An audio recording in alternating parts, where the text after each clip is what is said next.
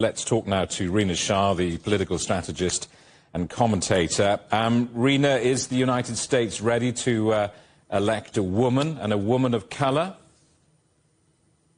Well, I certainly think anything is possible here in these United States. You know, the election of Barack Obama made it seem very possible. That hope-filled message that he took to the stage with, it energized a great number of people throughout the country, coast to coast, who had not thought that we would see a black man as our president in their lifetimes. So in this moment, I know that anything is possible, and I am hearing so many of her colleagues, her colleagues from the Senate, to governors across the country, come to her support immediately now, because they understand the meaning of what it could be to have the nation's first black woman as president. And I think it's a very, very heavy load that feels, again, very much filled with hope and the type of thing that we could do and should do. Why has America's first black president then been rather slow off the mark to endorse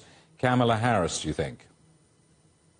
Oh, it's an absolutely strategic move. You know, holding the endorsement can be strategic on a number of levels if you choose the right time. So Barack Obama might be waiting for, you know, all these governors and senators to come out, as well as these state delegations, which are pledging their full slate of delegates for Harris.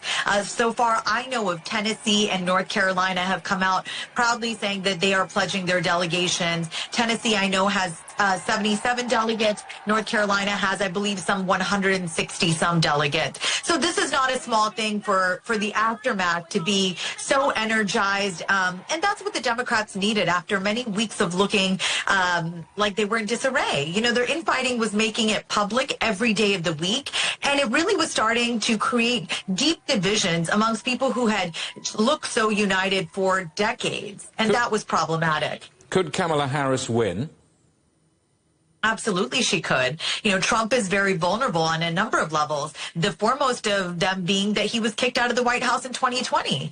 We as a country tend to take a chance on something new, particularly when we are in tough times. And so I think this is a moment where we look at what's going on internally and externally, and maybe, just maybe, people would say, we don't want the chaos of Trump. Also, Trump is vulnerable on the issue of abortion as well. American women have been galvanized by this issue, and it doesn't matter if they're identifying as Democrat or Republican. You see a number of independent and center-right women absolutely furious with the Republican Party for not only the overturn of Roe, but for these draconian bans that are taking place in states across the country, such as Arizona and Florida. And when abortion has been on the ballot in places like Kansas and Ohio, you've seen Republicans join with Democrats and push back on, again, Republican extremists who are trying to legislate with their holy books.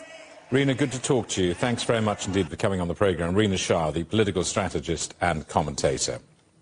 Thank you.